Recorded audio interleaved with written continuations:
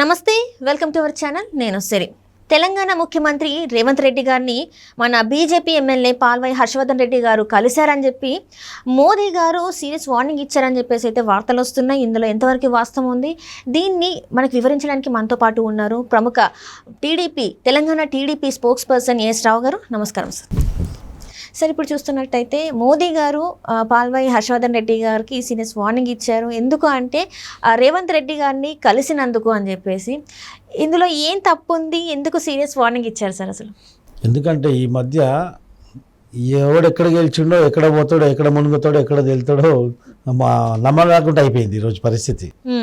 ఎన్నికైనటువంటి ప్రజాప్రతినిధులు ఆడి గెలిచిన పార్టీలో ఎన్ని రోజులు ఉంటాడో, ఆ పార్టీని ముంచుతాడో, తన మునిగిపోతాడో, లేకపోతే ఎక్కడ తేలుతాడో, ఏ పార్టీలో పోతాడో, ఏ పార్టీ తీర్థం పూచుకుంటాడో, అది ఎప్పుడైతే జరుగుతుందో అనేది 5 సంవత్సరాల లోపు ఏమైనా జరిగే అవకాశం ఉంది.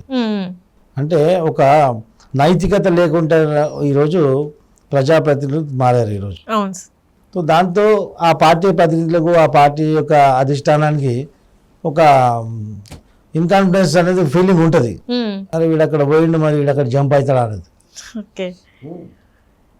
మొన్నటి వరకు బీఆర్ఎస్ పార్టీలో కేసీఆర్ మంచం మీద పడుకోగానే 4 ఎమ్మెల్యేలు పోయి రేవంత్ రెడ్డి కలవడం, ఇంకో ఎమ్మెల్యే పోయి బొక్కే వేయడం, ఇంకో ఎమ్మెల్యే కండవాలు కప్పుకోవడం, దాంట్లో చూసి కేసీఆర్ ఇంకా గుమ్మిపోయి అసెంబ్లీకే రాకుండా పోయిండు.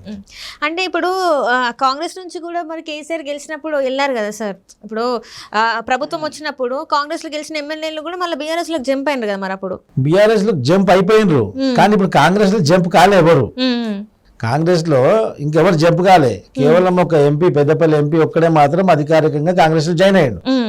ఆ తర్వాత గత మాజీ మేయర్ బొంత రామ్మోహన్ గానీ, ఇంకో 2-3 కార్పొరేటర్స్ మళ్ళీ జంప్ అయ్యారు అలా. అంతే తప్ప ఎమ్మెల్యేలు మాత్రం అధికారికంగా కాంగ్రెస్ లో పోలేదు.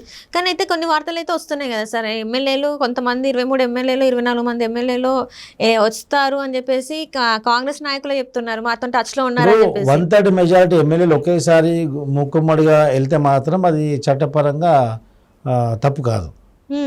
ఒకరొకరు ఇద్దరు వెళ్తే మాత్రం అది చట్టపరంగా తప్పు. ఎందుకంటే ఈరోజు గత 10 సంవత్సరాల నుంచి బీఆర్ఎస్ పార్టీలో పనిచేసిన ఎమ్మెల్యేలు కానివ్వండి, మంత్రులు కానీ, వాళ్ళని మనుషులుగా ట్రీట్ చేయలే కేసీఆర్. ఒక మన ఇంట్లో పనిచేసే వాళ్ళన్నా ఒక్కసారి 4 సార్లు తిడితే 5వసారి వాడు తిరగబడతాడు. అంతకంటే కూడా దద్దమల్లాగా బతికి వీళ్ళది 10 సంవత్సరాలు బానిస బతికిండ్రు. తెలంగాణ మొత్తం మళ్ళీ ఒక బానిస అయిపోయింది. 10 సంవత్సరాలు ఒక నియంత్రిత పాలనకు గురైంది తెలంగాణ. అది అందరు చూసిండ్రు.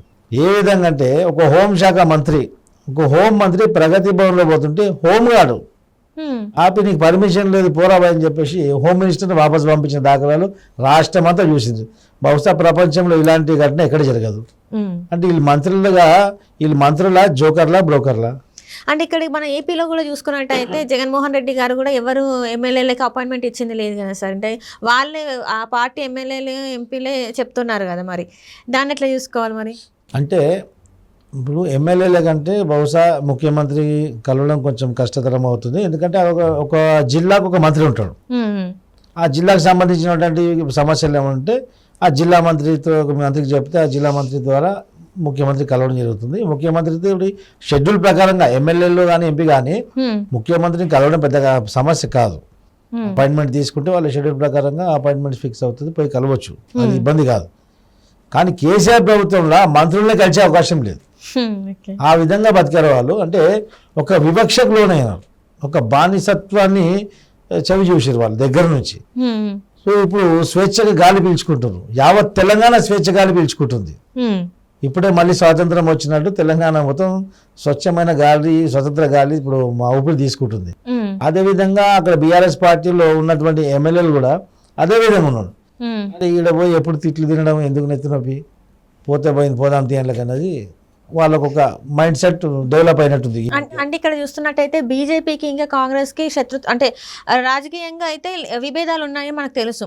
అయితే ఒక బీజేపీ నాయకుడు వచ్చి కాంగ్రెస్ నేతను కలిస్తే, అంటే మన ముఖ్యమంత్రి గారిని కలిస్తే అందులో నుంచి జంపులిట్ అంటే వలసలు వచ్చే అవకాశం ఉందనా, లేకపోతే బీజేపీలో గెలిచినటువంటి 8 మంది ఎమ్మెల్యేస్లలో 7 మంది కొత్త వాళ్ళే, మొదటిసారి గెలిచిన వాళ్ళే.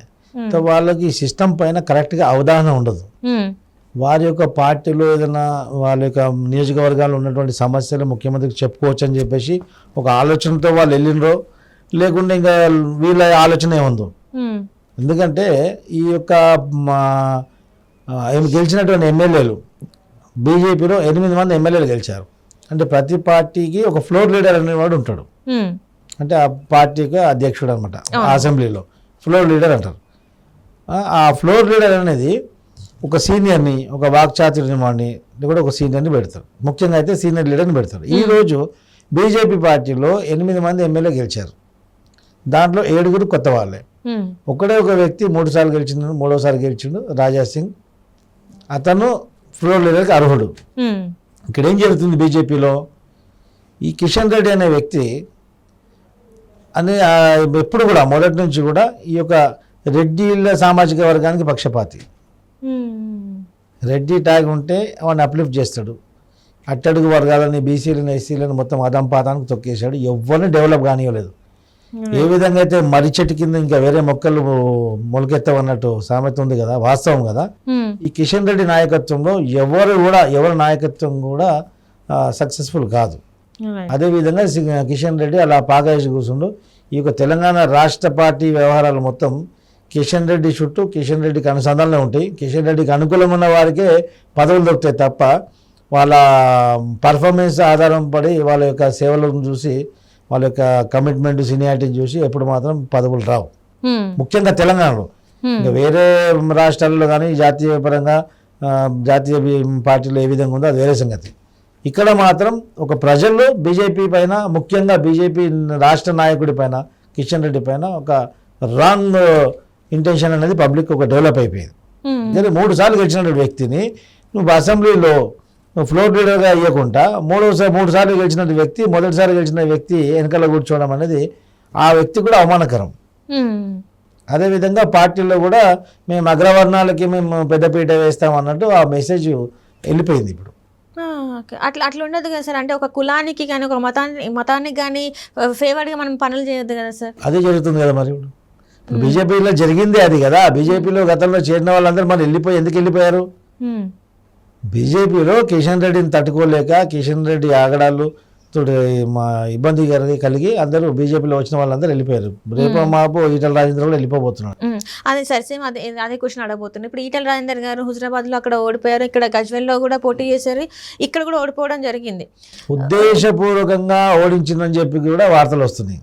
కిషన్ రెడ్డి ఒకవేళ ఈటల రాజేందర్ ఎమ్మెల్యే గెలిచింటే, ఒకవేళ ఇంకా సీట్లు ఎక్కువ వచ్చింటే ఈటల రాజేందర్ ముఖ్యమంత్రి క్యాండిడేట్ అని ఆల్మోస్ట్ ఆల్ ఎలక్షన్ ముందు ఒక డిక్లరేషన్ అయింది. ఎందుకంటే బీసీ ముఖ్యమంత్రిని చేస్తానని చెప్పేసి కేంద్ర పార్టీ, బీజేపీ పార్టీ కూడా అనౌన్స్ చేసింది. దీన్ని దృష్టిలో పెట్టుకుని ఒక సీక్రెట్ అజెండాగా ఈ కిషన్ రెడ్డి ఇంటెన్షనల్లీ, కిషన్ రెడ్డి తన నాయకత్వం బతకాల, పార్టీ చచ్చిపోయినా పర్లేదు, ఆయనకు అట్లే ఉంటుంది. గత 20 సంవత్సరాల నుంచి 1 or 1+1 లాగానే ఇక్కడ కొనసాగింది బీజేపీ. అదే పర్ఫార్మెన్స్ ఉంటే ఆయనకు చాలు. అంటే సొంత స్వలాభం కోసం చూస్తున్నారు కానీ రాష్ట్ర అభివృద్ధి కానీ లేకపోతే పార్టీ అభివృద్ధి కోసం, రాష్ట్ర అభివృద్ధి కొరకు కిషన్ రెడ్డి ఏ రోజు ఆలోచించింది లేదు. అలా పార్టీని ఆయన అవసరానికి పార్టీని వాడుకుండు కానీ ఆయన పార్టీకి పనికొచ్చింది ఏం లేదు. ఆడ పార్టీని ఇంకా నాశనం పట్టించిండు. బండి సంజయ్ ఉన్నప్పుడు చరిత్రలో ఎప్పుడు 50 సీట్లు గెలిచిన దాఖలాల్లో జిహెచ్ఎంసీ ఎలక్షన్స్ లో బండి సంజయ్ యొక్క దూకుడు పట్ల, దూకుడు వ్యవహారం పట్ల ఆయన ఒక అగ్రెసివ్గా పనిచేయడం వల్ల ఒక బీజేపీకి ఒక ఊపు వచ్చింది. ఒకవేళ బండి సంజయ్ని మార్చకుండా ఉండింటే ఇట్లా ఈ రోజు 20-25 సీట్లు బీజేపీ ఖచ్చితంగా వచ్చేది. ఎందుకు మార్చారంటారు ఇప్పటికి కూడా? అంటే ఎందుకు మార్చారంటే బీజేపీకి, బీఆర్ఎస్ కి ఉన్నటువంటి లోపాయికార ఒప్పందాలు. సో బండి సంజయ్ ఉంటే వీళ్ళకి అడ్డొస్తున్నాడు అని చెప్పి బండి సంజయ్ కడగండిగా ఓపెన్ గా మాట్లాడే వ్యక్తి, తెర వెనుక మాట్లాడే వ్యక్తి కాదు. Straightforward. ఆయన ఆర్ఎస్ఎస్ భావజాలతో ఉన్నచ్చినట్టు వాడు. సో కిషన్ రెడ్డి అనేది almost all Kishan Reddy BRS covert అని అందరికీ తెలుసు. కడగండిగా చెప్తున్నాను, Kishan Reddy clear cut BRS covert, BRS and MIM covert ఆయన. సో కిషన్ రెడ్డిని కోరింది కేసీఆర్ఏ. కిషన్ రెడ్డికి నాయకత్వం అప్పచెప్పండి, మేము అనుకూలంగా ఉంటామని. అదొకటి.